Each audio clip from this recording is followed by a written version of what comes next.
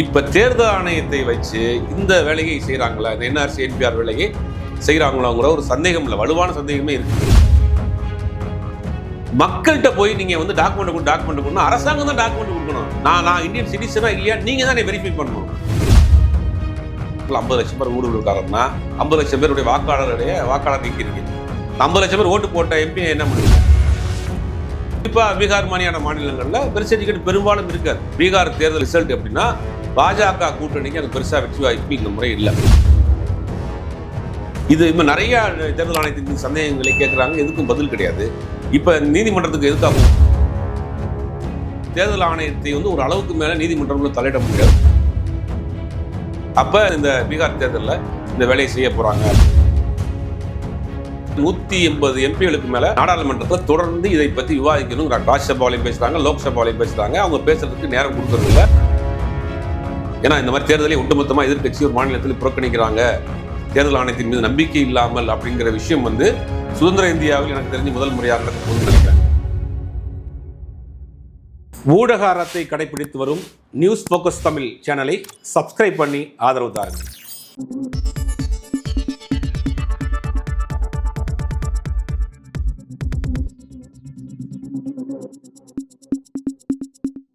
வணக்கம் சார். வணக்கம்.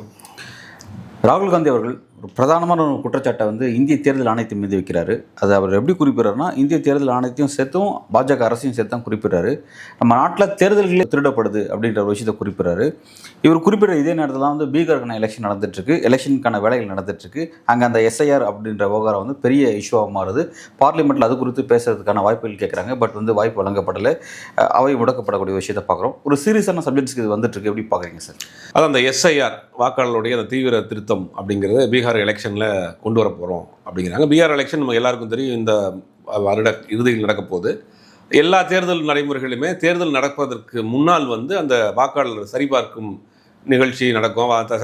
பேர் விடுபட்ட போனவர்களை சேர்க்கிறது, பேர் மாற்றம் செய்கிற விஷயங்கள் நடக்கும். அந்த மாதிரியான முகாம்கள் நடக்கும். தேர்தல் ஒரு மாநிலத்தில் நடக்க போகுதுன்னா அந்த மாநிலத்தில் ஒரு 2-3 பேஷாக நடத்துவாங்க. 2-3 கட்டங்களாக வந்து வாக்காளர் சேர்த்தல், திருத்தல், அழித்தல், சேஞ்ச் பண்ணுறது, இந்த மாதிரியான விஷயங்கள் நடக்கும்.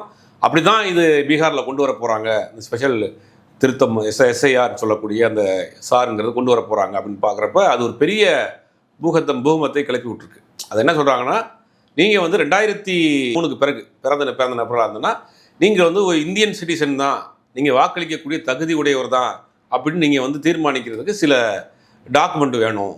அதாவது நீங்கள் 2003 பிறகு பிறந்த நபர்களாக இருந்தீங்கன்னா உங்களுடைய அப்பா அம்மாவினுடைய பெர்த் சர்டிஃபிகேட் வேணும், அதுக்கு பிறகு உங்களுடைய பெர்த் சர்டிஃபிகேட் வேணும் அப்படின்னு ஒரு 11 டாக்குமெண்ட் கேட்குறாங்க. இது ஏறக்குறைய வந்து இது அவங்கள வந்து ஏற்கனவே சிஐஏ கொண்டு வரணும்னு பிரச்சனை பண்ணாங்க. சிஐஏ கொண்டு வந்துட்டாங்க, சட்டம் ஆயிடுச்சு. இந்த சிஐஏனுடைய தொடர்ச்சியாக தான் என்பிஆர், என்ஆர்சி, அந்த ரெஜிஸ்ட்ரேஷன் இதெல்லாம் நடக்கக்கூடிய விஷயங்களை கொஞ்ச நாளாக வந்து சென்சஸ் எடுக்காதனால 2011 சென்சஸ் எடுக்கலை. அதுக்கு பிறகு சென்சஸ் எடுத்தால் தான் இந்த என்பிஆர், என்ஆர்சியெல்லாம் செய்ய முடியுங்கிறதுனால அது அப்படியே ஹோல்டில் கிடக்கு. இப்போ தேர்தல் ஆணையத்தை வச்சு இந்த வேலையை செய்கிறாங்களா, இந்த என்ஆர்சி என்பிஆர் வேலையை செய்கிறாங்களாங்கிற ஒரு சந்தேகம் இல்லை, வலுவான சந்தேகமே இருக்குது. இப்போ என்னென்னா 11 டாக்குமெண்ட்டை நீங்கள் கேட்டிங்கன்னா பீகாரை பொறுத்த வரைக்கும் அதில் வந்து ஸ்கூல் சர்டிஃபிகேட்டையும் அவங்க ஏற்றுக்கிறாங்க.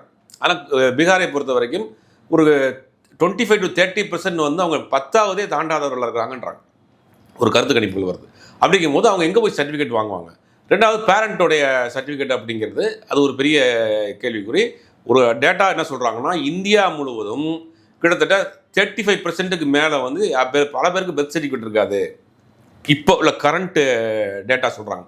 அப்படிங்கும்போது பீகார் மாதிரியான ஒரு பின்தங்கிய மாநிலத்தில் இந்த மாதிரியான டாக்குமெண்ட் அவங்க கொண்டு போய் கேட்குறது ஒரு பெரிய கஷ்டம். ரெண்டாவது, 1 கோடி மக்கள் வந்து பீகாரை விட்டு புலம்பெயர்ந்து வேறு வேறு மாநிலங்களில் வேலை நிமித்தமாக வாழ்ந்துட்டு இருக்கிறாங்க. இப்போ அவங்கெல்லாம் லீவ் போட்டு வரணும். அதாவது என்ன டேட்டை ஃபிக்ஸ் பண்ணுறாங்கன்னா, ஜூன்லேருந்து ஜூலை 24-25 ஒரு டேட் வச்சுருக்காங்க. இந்த ஒரு மாதத்துக்குள்ளே உங்களுடைய வாக்காளர் அடையாள அட்டையும் இந்த டாக்குமெண்ட்டையும் கொண்டு வந்து நீங்கள் பீகாருடைய வாக்களிக்கக்கூடிய தகுதியுடைய நபர் தான் நீங்கள் ப்ரூஃப் பண்ணிக்கங்கிறாங்க. இப்போ ஒருத்தர் வேலை பார்க்குறாரு, எங்கேயோ வெளி மாநிலங்களில் வேலை பார்க்குறாரு அப்படின்னா இவர் அந்த லீவ் போட்டு அங்கேருந்து வந்து இந்த டாக்குமெண்ட்டை கலெக்ட் கொண்டு போய் கொடுக்கணும்.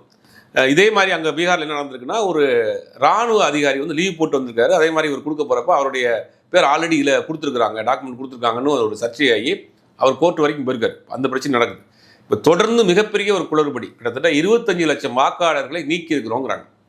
அவங்க சொல்கிற வாதம் என்ன சொல்கிறாங்கன்னா, சங்கியல் சொல்கிற வாதம் என்னென்னா, இது ஊடுருவல்காரர்கள், இவங்க எல்லாமே ஊடுருவல்காரர்கள், வெளிநாடுகளிலிருந்து வந்தவங்க அப்படின்னு ஒரு குற்றச்சாட்டை வைக்கிறாங்க. ஆனால் இந்த 25 லட்சம் பேரில் பாதி பேர் இறந்து போனவங்க, பாதி பேர் அட்ரஸ் ப்ரூஃப் இல்லாமல், ஒருத்தர் கூட வந்து அந்த மாதிரி நீங்கள் வந்து வெளிநாட்டை சேர்ந்தவர்கள் இங்கே போலியாக வந்து தங்கியிருக்கிறாங்கிற எந்த மாதிரியான ப்ரூஃப் இது வரைக்கும் அவங்க ப்ரூஃப் பண்ணவே இல்லை. அப்போ இவங்க நீக்கப்பட்டது எல்லாமே இறந்து போனவர்கள், வெளி மாநிலங்களில் போனவங்க, அட்ரஸ் ப்ரூஃப் சரியாக இல்லாதவர்கள், ஒரு 2-3 தடவை ஓட்டு போடாமல் இருந்தவங்க, அதை வந்து இது பண்ணாமல் இருந்தவங்க, அதை வந்து புதுப்பிக்காமல் இருந்தவர்கள் தான் நீக்கப்பட்டிருக்காங்க. அப்போ அந்த ஊடுருவல்காரங்கிறது அந்த ஒரு விஷயங்கிறது வந்து அது வந்து ஒரு சந்தேகமாக இருக்குது. இப்போ இதைத்தான் என்ன பண்ணுறாங்கன்னா, நீதிமன்றத்துக்கு போகுது. நீதிமன்றத்துக்கு பல கட்சிகள் போகிறாங்க. முதல்ல ஒரு செஷன் வருது, அதில் கேட்குறாங்க, நீங்கள் வந்து ஆதார் அட்டையோ அப்புறம் வந்துட்டு ஓட்டர் ஐடியோ ரேஷன் கார்டோ நீங்கள் ப்ரூஃப் எடுத்துக்கிற மாட்டீங்களா என்னொன்னே, இல்லை அதுக்கு உண்டான விளக்கத்தை நீங்கள் கொடுங்கன்னு அந்த நீதிமன்றத்தில் வந்து தள்ளி வைக்கிறாங்க. அதுக்கு பிறகு 2 நாளைக்கு முன்னாடி திருப்பி அது ஒரு ஆர்கியூமெண்ட் வருது. ஆர்கியூமெண்ட் வர்றப்ப தேர்தல் ஆணையம் ரொம்ப தெளிவாக சொல்கிறாங்க, நாங்கள் வந்து ரேஷன் கார்டையோ ஆதார் கார்டையோ நாங்கள் வந்து ஓட்டர் ஐடி ப்ரூஃபாக நாங்கள் எடுத்துக்கிற மாட்டோம் அப்படிங்கிறத ரொம்ப தெளிவாக சொல்லிட்டாங்க. அப்போ கண்டிப்பாக இது வந்து தேர்தல் ஆணையத்தை வந்து ஒரு அளவுக்கு மேலே நீதிமன்றங்களில் தலையிட முடியாத ஒரு அட்டானமஸ் பாடியாக இருக்கிறதுனால, அப்போ இவங்க கண்டிப்பாக இந்த பீகார் தேர்தலில் இந்த வேலையை செய்ய போகிறாங்க அப்படின்னு. பீகார் தேர்தலுடைய வரக்கூடிய ரிசல்ட் எப்படின்னா, பாஜக கூட்டணிக்கு அங்கே பெருசாக வெற்றி வாய்ப்புகள் இந்த முறை இல்லை.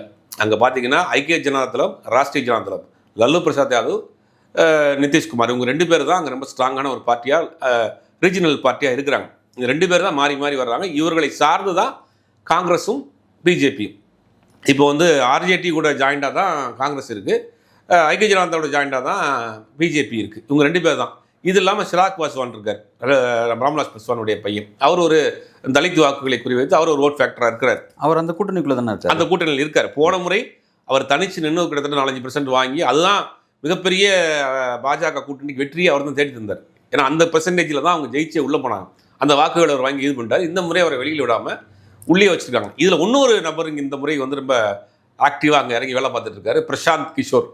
பார்த்தீங்கன்னா பயங்கரமான ஒரு வேலையை செஞ்சுட்டு இருக்காரு. அவர் வைக்கக்கூடிய முக்கிய கோஷம் என்னென்னா, ஊழல் வேலை வாய்ப்பு அப்படிங்கிற 2 விஷயத்தை பண்ணுறாரு. இது காலங்காலமாக சுதந்திர இந்தியாவுக்கு பிறகு வைக்கக்கூடிய ஒரு ஃபார்முலாவாக இருக்குது. என்ன சொல்கிறாங்கன்னா, அவர் ஒரு 10% ஓட்டை வந்து அவர் வந்து ஸ்பாயில் பண்ணிடுவார். அவர் வெற்றி வாய்ப்பு பெருசாக இருக்காது, ஒரு 10% வாங்குவார். ஒரு இளைஞர்கள் மத்தியில் ஒரு பெரிய தாக்கத்தை ஒன்று பண்ணுறார், அவர் வாங்குவார் அப்படின்னாங்க. ஆனால் எப்படி பார்த்தாலுமே இந்த காங்கிரஸ் ஆர்ஜேடி அலையன்ஸுங்கிறது வந்து இப்போ தேசிய யாதவுக்கு ஒரு பெரிய கூட்டம் இருக்குது. போகிற இடத்துலலாம் மக்கள் பெரிய எழுச்சியாக கூடுறாங்க. தேஜஸ்வி யாதவ் அவர் வந்து கண்டிப்பாக இந்த தேர்தலில் வந்து ஜெயிச்சிடுவார், ஒரு ஜஸ்ட்டு பார்டரில் பாஸ் பண்ணி இவர் வந்து ஆட்சியை பிடிச்சிடுவார் அப்படிங்கிறது தான் கருத்து கணிப்பு. இது ஸ்பாயில் பண்ணக்கூடிய வேலை என்ன பண்ணலாம் அப்படின்றப்ப தேர்தல் ஆணையத்தை வைத்து இந்த வாக்குகளை நீக்கக்கூடிய வேலைகளை செய்கிறாங்க. இது என்ன சொல்கிறாங்க நீதிமன்றத்தில், ரொம்ப அதிர்ச்சியான தகவல் தான். இந்த டாக்குமெண்ட்லாம் நாங்கள் எடுத்துக்கிற மாட்டோம். இது வந்து அப்புறம் நீதிமன்றம் இன்னொரு கேள்வியும் கேட்குது, ஏங்க தேர்தலுக்கு ஒரு 6 மாதத்துக்கு முன்னாடி வச்சுட்டு இவ்வளோ சிவியரான ஒரு கேம்பெயின் ஏன் நீங்கள் பண்ணுறீங்கன்னு கேட்குறப்ப, நாங்கள் பீகார் எலெக்ஷனுக்காக மட்டும் பண்ணலை, இது இந்தியா முழுக்க பண்ண ஆரம்பிச்சிட்டோம். அது ரொம்ப ரொம்ப முக்கியமான தேர்தல் ஆணையம் நீதிமன்றத்தில் கொடுத்த விஷயங்கள்லாம் அதிர்ச்சியாக இருக்குது. இந்த டாக்குமெண்ட்லாம் நாங்கள் எடுத்துக்கிற மாட்டோம். இப்போ நீதிமன்றம் கேட்குறாங்க, ஒருத்தர் ஓட்டு போடக்கூடிய உரிமை இல்லைன்னா அவர் இந்தியன் சிட்டிசனாகவே கிடையாது, அதை நீங்கள் எப்படி தீர்மானிப்பீங்கன்னு கேட்குறாங்க. நீதிமன்றம் கேட்குது. அதுக்கு என்ன சொல்கிறாங்கன்னா, இல்லை அதுக்கு சில எங்களுக்கு இது இருக்குது, ரூல்ஸ் இருக்குது, அதுக்கு வந்து எங்களுக்கு சட்டங்கள் இருக்குது அப்படின்னு சில பாயிண்ட் சொல்கிறாங்க. 124, 123 ஏதோ ஒரு நம்பர்லாம் சொல்லி இதன் பிரகாரம் நாங்கள் வந்து ப்ரூஃப் கேட்குறோம் அப்படின்னு கேட்குறாங்க. அப்போ இதை வந்து நீதிமன்றத்தை தள்ளி வச்சுருக்காங்க. 3வது கட்ட விசாரணையை வந்து நீதிமன்றம் தள்ளி வச்சுருக்கு. இதை எதிர்த்து தான் என்ன பண்ணுறாங்க, நாடாளுமன்றத்தில் இந்தியா அலையன்ஸ் இருக்கக்கூடிய எல்லா கட்சிகளும், அகிலேஷ் யாதவாக இருக்கட்டும், ராகுல் காந்தியாக இருக்கட்டும், டிஆர் பாலுவாக இருக்கட்டும், மேக்ஸிமம் எல்லா கட்சிகளும் கிட்டத்தட்ட 180 எம்பிகளுக்கு மேலே நாடாளுமன்றத்தில் தொடர்ந்து இதை பற்றி விவாதிக்கணுங்கிறாங்க. ராஜ்யசபாலையும் பேசுகிறாங்க, லோக்சபாலையும் பேசுகிறாங்க. அவங்க பேசுகிறதுக்கு நேரம் கொடுக்கறதில்ல.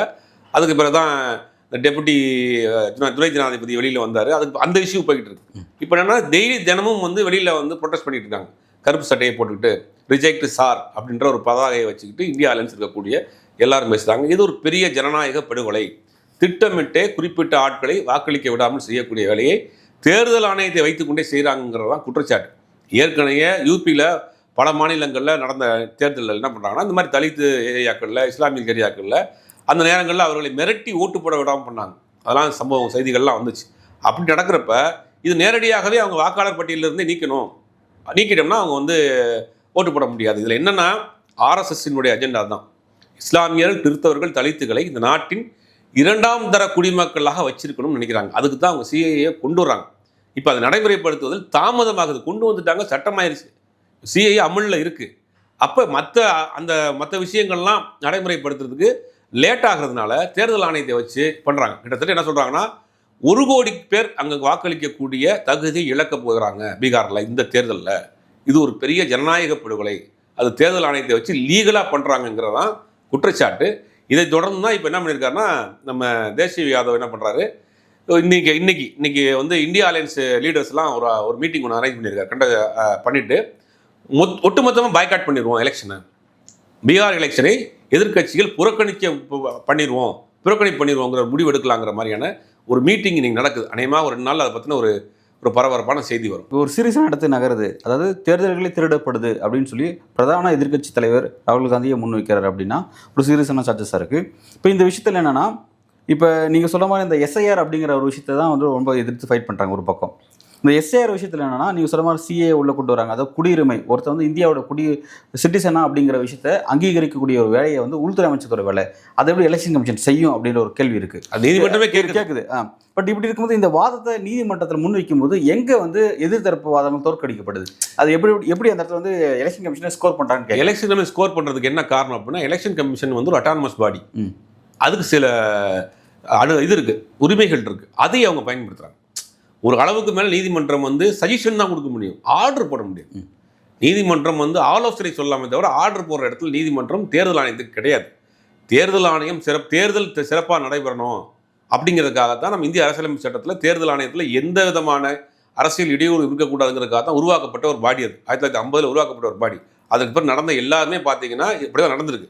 அதாவது தேர்தல் ஆணையரை நியமிக்கிறதுக்கே ஒரு சுப்ரீம் கோர்ட் ஜட்ஜு, அப்புறம் பிரைம் மினிஸ்டர், அப்புறம் எதிர்க்கட்சி தலைவர், இவங்கெல்லாம் சேர்ந்து தான் அந்த தேர்தல் ஆணையரை நியமிக்கிறதுக்கான ஒரு ரூல்ஸை வச்சுருந்தாங்க. ஏன்னா அதில் எந்த தலையீடும் இருக்கக்கூடாது. ஏன்னா இதுக்கு முன்னாடி இந்த டிஎன் சேஷனாக இருக்கட்டும், பல தலைமை தேர்தல் அதிகாரிகள் தன்னிச்சையாக பல முடிவு எடுத்து அதிரடியான முடிவுகள்லாம் எடுத்துருக்காங்க. இந்தியாவில் நடந்திருக்கு, நம்ம பார்த்துருக்குறோம்.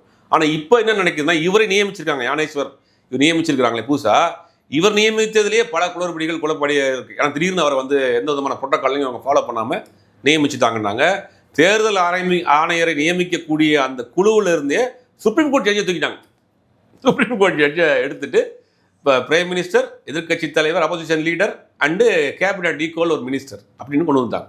இப்போ பார்த்தீங்கன்னா மேஜர் பார்ட்டி அவங்க தான் வந்து இப்போ அவரை தேர்ந்தெடுக்கக்கூடிய தேர்தல் ஆணையத்தை வந்து நீங்கள் கேட்ட மாதிரி நீதிமன்றம் ஒரு லிமிட்டுக்கு மேலே தேர்தல் ஆணையத்துக்கு ஆர்டர் போட முடியாது. ஏன்னா அது ஒரு அட்டானமஸ் பாடியாக இருக்கிறதுனால, அதுக்கு சில சட்டத்திட்டங்களுக்கு அதுக்கு ஃப்ரீடம் கொடுக்கப்பட்டதுனால அதை இவங்க பயன்படுத்து. Right, okay sir. இப்போ நீங்கள் சொல்கிறத பார்த்தா வந்து இப்போ சொல்யூஷன் என்னன்னு தேட வேண்டியதாக இருக்குது. நமக்கு வந்து இப்போ வந்து இந்த மாதிரியான ஒரு பிரச்சனை, நிர்வாக ரீதியாக ஒரு பிரச்சனை இருக்குது அப்படின்னா நீதிமன்றத்தை நாட முடியும், அல்லது வந்து பார்லிமெண்ட்டில் டிபேட் நடத்த முடியும்.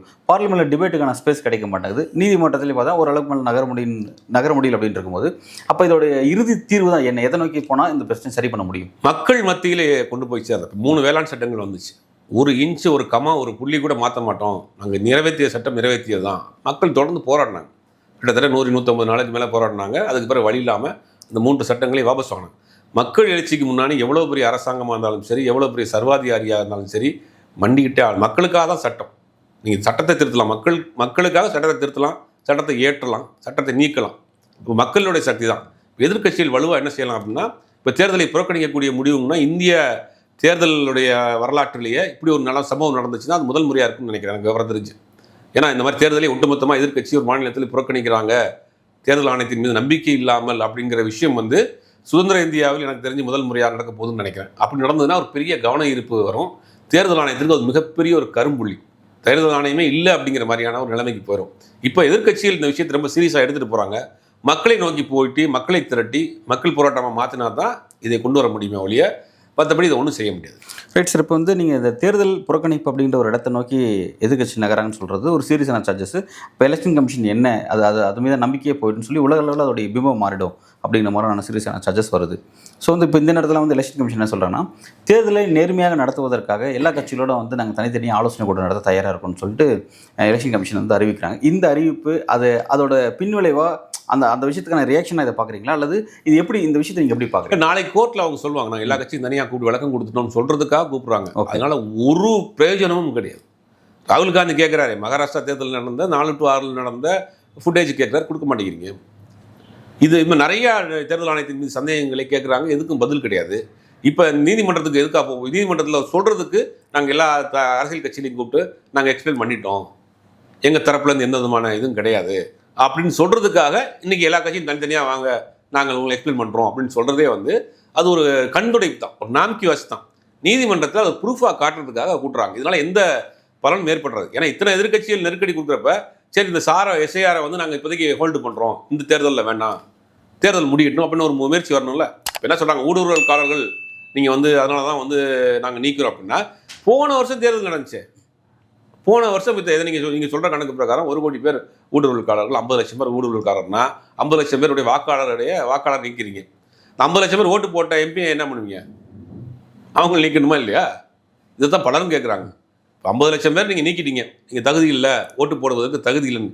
தகுதி இல்லை நீக்கப்பட்டவங்களால் தேர்ந்தெடுக்கப்பட்ட எம்பியை என்ன பண்ணுவீங்க? பை எலெக்ஷன் வந்துச்சு நாங்கள் சட்டமன்ற தேர்தலுக்கு, அதுக்கு என்ன பண்ணுவீங்க? இப்போ அவங்களை நீக்கிடுவீங்களா? இப்போ ஒரு வருஷத்துக்குள்ளே 50 லட்சம் பேர் உள்ளே வந்துட்டாங்களா? சரி, 50 லட்சம் பேர் யாரும் நீக்கப்பட்டவங்களுடைய இது கொடுங்க, டாக்குமெண்ட்டை கொடுங்க, அவங்க எந்த நாட்டில் வந்தான்னு சொல்லுங்கள். அந்த எந்த எவிடன்ஸ், எந்த ப்ரூஃப்மே இல்லை. மக்கள்கிட்ட போய் நீங்கள் வந்து டாக்குமெண்ட் கொடுக்கணும், அரசாங்கம் தான் டாக்குமெண்ட் கொடுக்கணும். நான் இந்தியன் சிட்டிசனா இல்லையா நீங்கள் தான் வெரிஃபை பண்ணணும். இப்போ வெஸ்டர்ன் கண்ட்ரிஸ் எல்லாம் பார்த்தீங்கன்னா ஒரு என்ரோல்மெண்ட் நம்பர்னு ஒரு நம்பர் இருக்கும். அந்த ஒரு நம்பர் போதும், நீங்கள் யாருன்னு உங்களுடைய ஜாதகமே வந்துடும். அதுக்கு தான் நீங்கள் ஆதார் கார்டு வாங்கினீங்க. ஆனால் ஆதார் கார்டு அப்படிங்கிறது வந்து அதனோட அடையாளம் தான், அது அவனுடைய குடியுரிமை ஆகாது. அது வந்து அவன் இந்தியாவோட சிட்டிசன். ஆதார் கார்டு எந்த அடிப்படையில் கொடுத்தீங்க? எதுக்காக கொடுத்தீங்க ஆதார் கார்டு? எல்லாம் சிங்கிள் ஆதார் கார்டு கொடுக்க போகிறப்ப சொன்ன ஒரே வார்த்தை, இனிமேல் எல்லாத்துக்கும் இதே போதும், சிங்கிள் கார்டு ப்ரூஃபு உங்களை இந்த காமிச்சாலே போதும். நீங்கள் வந்து ஃபிங்கர் பிரிண்ட் எடுத்தீங்க, ஐபால் எடுத்தீங்க, அவனுடைய டாக்குமெண்ட் கேட்டீங்க, ரெசிடென்சி டாக்குமெண்ட் கேட்டீங்க, எல்லாத்தையும் வாங்கிட்டு தானே ஆதார் கொடுத்தீங்க. அதை வெரிஃபை பண்ணாமல் ஆதார் கொடுத்துட்டீங்களா? அப்புறம் எதுக்கு ஆதார் கொடுத்தீங்க? 130 கோடி பேருக்கு நாங்கள் கொடுத்துட்டோம் மாறுதட்டி சொன்னீங்க இல்லையா? இப்போ இந்த ஆதார் எதுக்கு? சரி, ஆதாரம் விட்டுருங்க.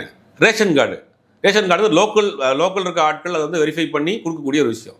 இப்போ அதை நீங்கள் ப்ரூஃபாக எடுத்துக்கிற மாட்டேங்கிறீங்க. அப்போ நீங்கள் வந்து எதை தான் எடுத்துக்கிருவீங்கன்னா பெர்த் சர்டிஃபிகேட் வேணும் அப்படின்னு திரும்ப அங்கே போய் நிற்கிறது. குறிப்பாக பீகார் மாதிரியான மாநிலங்களில் பெர்த் சர்டிஃபிகேட் பெரும்பாலும் இருக்காது. நீங்கள் 1980க்கு முன்னாடி பிறந்த எல்லாருக்குமே பெரும்பாலும் பெர்த் சர்டிஃபிகேட், பல பிரசவங்கள் வந்து வீட்டில் நடந்திருக்கும், அன்றைக்கி ஹாஸ்பிட்டலில் கூட போயிருக்காது. அப்போ எந்த டாக்குமெண்ட்டில் நீங்கள் பண்ணுவீங்க? சரி, அப்படியே பிரசவங்கள் ஒரு ஊராட்சியில் நடந்துருக்குன்னு வச்சுங்களேன், ஒரு 500 குடும்பம் இருக்கக்கூடிய ஊராட்சியில் நடந்தால் அந்த ஊராட்சியில் ஆல்ரெடி ரெக்கார்ட் இருக்கும். அது தெரியுமா உங்களுக்கு? இப்போ நீங்கள் ஒரு வீட்டில் பிரசவம் பிறந்துட்டுன்னு வச்சுங்க, அந்த பிரசவம் பிறந்துச்சுன்னா நீங்கள் ஊராட்சி, நகராட்சி, பேரூராட்சி, மாநகராட்சின்னா நீங்கள் பிறந்ததுன்னா நீங்கள் வந்து ஆல்ரெடி நீங்கள் வந்து மாநகராட்சி மாதிரியான இடங்களில் கூட தெரியாமல் போகலாம். ஊராட்சி, பேரூராட்சியில் ஆல்ரெடி நீங்கள் இந்த வீட்டில் இந்த குழந்தை பிறந்திருக்குங்கிறத ரிஜிஸ்டர் பண்ணியிருப்பாங்க. நீங்கள் ரிஜிஸ்டர் பண்ணாட்டியும் கூட அந்த டாக்குமெண்ட் அங்கே இருக்கும்.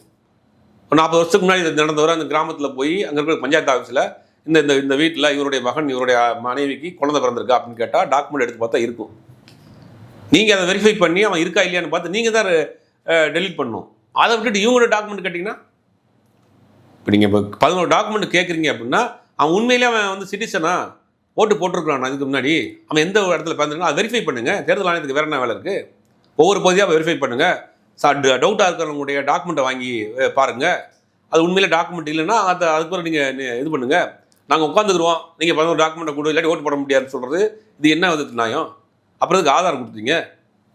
சிங்கிள் கார்டு நீங்கள் சிங்கிள் கார்டில் தான் எல்லாம் தான் எடுத்துட்டீங்களே. ரெசிடென்சி ப்ரூஃப், அட்ரஸ் வாங்கியிருக்கீங்க, என்னுடைய ஐபால் எடுத்துருக்கீங்க, ஃபிங்கர் பிரிண்ட் எடுத்துருக்கீங்க. இதுக்கு மேலே நான் என்ன கொடுக்கணும் உங்களுக்கு? அப்போ இது வந்து ஃபில்டர் பண்ணக்கூடிய வேலையை, இவர்களுக்கு எதிராக வாக்களிக்கக்கூடியவர்களை அங்கேருந்து நீக்கப்படக்கூடிய வேலையை, 1 கோடிக்கு மேற்பட்ட வேலையை செய்ய போகிறாங்க. அது முதல் படியாக தேர்தல் ஆணையத்தை வச்சு செய்கிறாங்கிறது தான் மிகப்பெரிய ஒரு அதிர்ச்சியான விஷயம். இது பீகாரில் மட்டும் முடிய போகிறது இல்லை.